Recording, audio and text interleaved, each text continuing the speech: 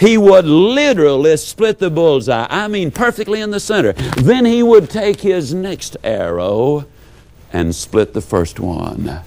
A remarkable demonstration of skill.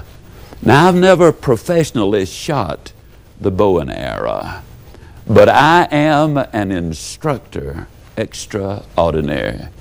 That just means I'm good. Real good.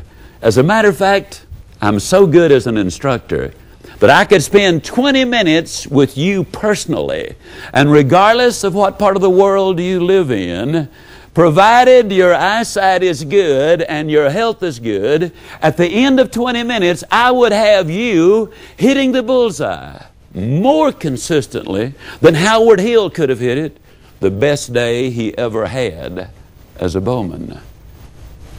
Provided, of course, we had first blindfolded Howard Hill and turn him around a few times so he'd have no idea as to where he was. And you kind of sit there thinking, Ziegler, you dirty dog. Of course, that's the dumbest thing I've ever heard. How on earth, Ziegler, you know we could beat him then. How on earth could a person possibly hit a target he could not even see? You know, that's a good question. Let me give you one even better. How can you hit a target you do not even have? Have you got yours? I mean, in every phase of your life? Have you identified it and written it down? Have you specifically listed the benefits which are yours? Have you identified the obstacles which you have to overcome in order to get there? Have you put together the information you need in order to make this plan work? Have you identified the people, the groups, the organizations you need to work with in order for it to happen?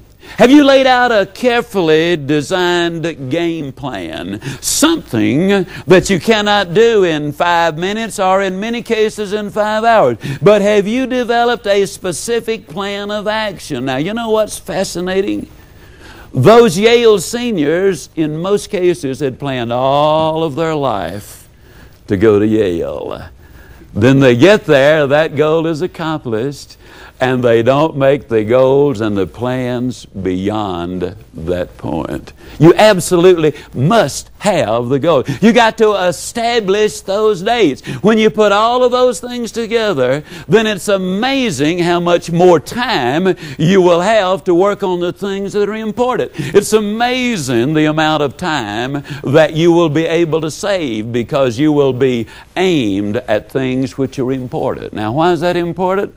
I cannot say for the rest of the world, but in America, over 80% of all of the college graduates, 10 years after they've graduated, are working in a field which is totally unrelated to what they majored in when they were in college.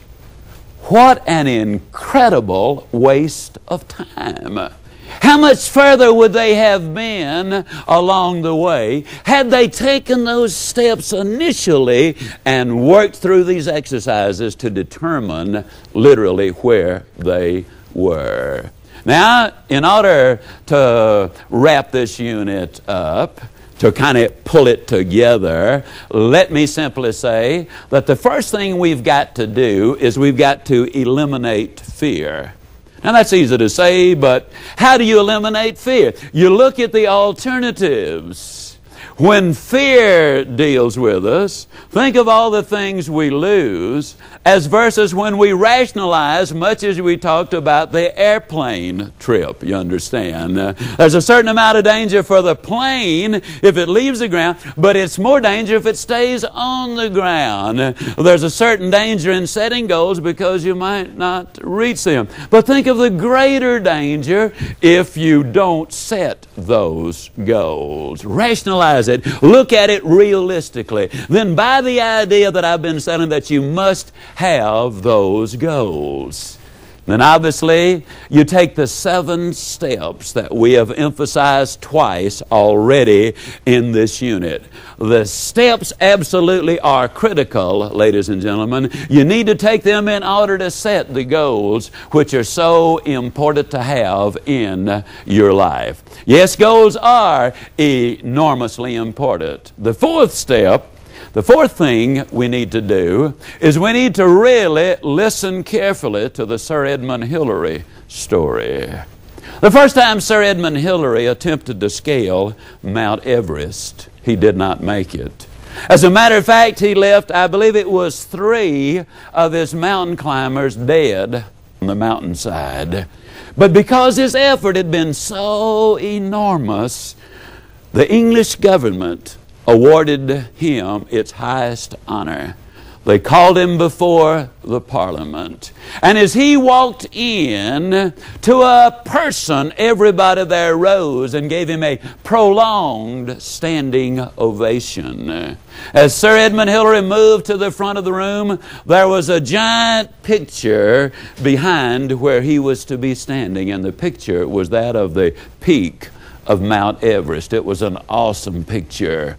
Sir Edmund Hillary largely ignored the crowd, ignored the applause. He ignored everything that was being said by the people in the audience. He literally stood directly in front of that picture for a moment or two, and then he shook his fist at Mount Everest.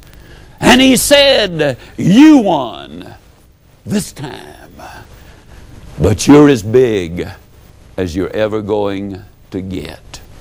I'm still growing." History tells us he made it the next go-round. Your history will record that if you persist in your goals that you're now going to set, that you'll win if you pursue those goals. By those ideas that we've been sharing, take these steps, because if you do, I'll close by saying I'll see you. And yes, I really do mean you at the top.